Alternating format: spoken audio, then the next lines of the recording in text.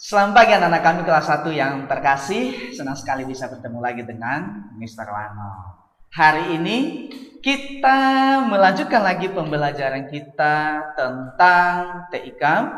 Dan pada pertemuan kali ini kita mencoba belajar bagaimana cara menggunakan keyboard pada komputer. Oke? Baik, kita langsung saja masuk pada pembelajaran hari ini. Pertanyaan pertama, masih ingatkah tentang kegunaan keyboard pada komputer? Mr. Rano sangat percaya kalian masih ingat ya. Salah satu kegunaan keyboard adalah untuk mengetik. Jadi kalau kita mengetik sesuatu, mengetik dokumen atau surat, nanti menggunakan sebuah aplikasi, nah kita bisa menggunakan keyboard di sana. Oke ya. Nah, pertanyaan yang kedua gitu ya. Masih ingat juga kah tentang bagian-bagian keyboard ya? Yang pertama, coba kita mengulang kembali. Yang pertama adalah tombol huruf. Nah, yang Mr. Rano sudah kotakin warna kuning inilah bagian tombol huruf pada keyboard gitu ya anak ya. Nah, kita bisa belajar mengetik nama kita sendiri atau kita bisa menulis nama kita sendiri di komputer menggunakan keyboard. Begitu ya.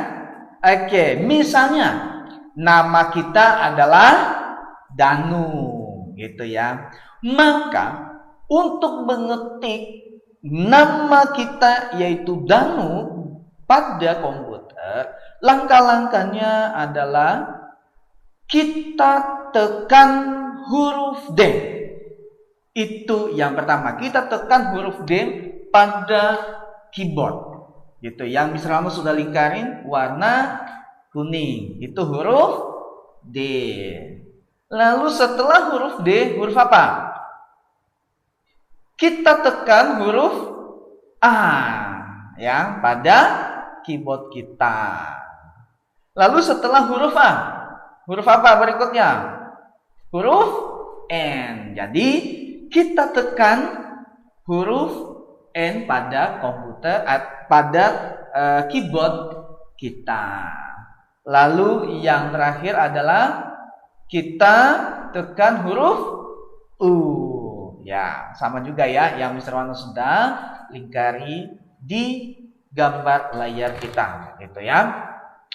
Lalu yang kedua adalah ada tombol angka.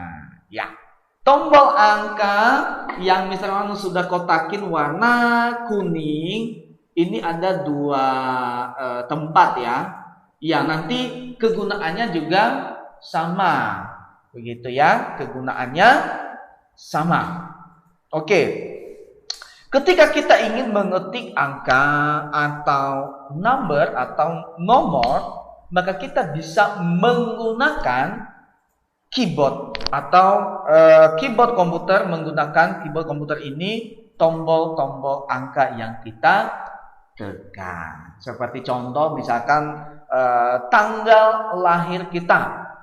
Nah, di layar kita misalnya sudah tulis isi contohnya saja. Ini contohnya 12 bulan 11 tahun 2004.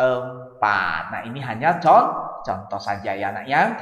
Lalu berikutnya ada tombol enter. Nah, tombol enter ini pun juga ada dua tempat yang nanti kegunaannya pun juga sama.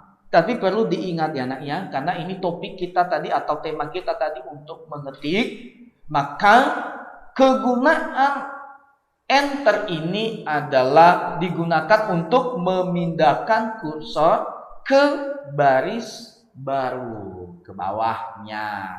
Gitu ya anak ya. Jadi nanti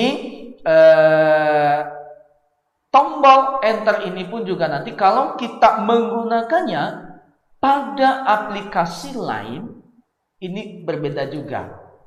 istilahnya memiliki fungsi yang bervariasi juga ya nak ya.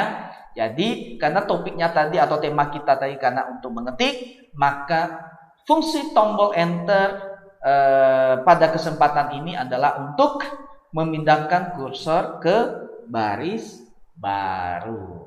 Lalu ada tombol panah nih yang misalnya sudah kotakin nih tanda tombol panah. Nah, ada 4 nih ya, ada 4 tombol ya. Yang pertama tanda panah ke atas, yang ke atas nih ya. Nah, itu gunanya adalah untuk memindahkan kursor ke atas. Lagi-lagi karena tema kita adalah untuk menggunakan keyboard komputer atau laptop untuk mengetik, maka yang kita bahas adalah kursor saja ya. Jadi tanda panah ke atas adalah untuk memindahkan kursor ke atas. Lalu tanda panah ke bawah. Nah, kegunaannya adalah untuk memindahkan kursor ke bawah. Berikutnya adalah tanda panah ke kanan. Nah, tanda panah ke kanan berfungsi untuk memindahkan kursor ke kanan. Lalu ada tanda panah kiri yang fungsinya pun juga untuk memindahkan kursor ke sebelah kiri juga. Oke. Berikutnya adalah tombol backspace. Nah, tombol backspace ini adalah digunakan untuk menghapus tulisan yang berada di sebelah kiri kursor. Begitu ya. Nah, misalkan ada tulisan Danu gitu ya.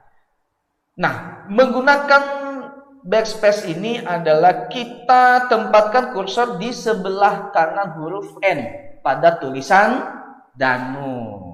Lalu yang kedua adalah kita tekan tombol backspace. Begitu ya. Maka ya diperhatikan ya, maka huruf N akan terhapus sehingga tulisan Danu menjadi Dau. Begitu ya. Oke. Dan yang keenam adalah tombol spasi. Nah, tombol spasi ini adalah digunakan untuk memberi spasi atau jarak antar huruf, antar kata pada setiap ketikan kita. Jadi, pertemuan kita hari ini kita cukupkan demikian. Dan Mr. Rano sangat percaya apa yang sudah kita pelajari hari ini kalian bisa memahami dengan baik. Sampai bertemu pada pertemuan berikutnya. See you.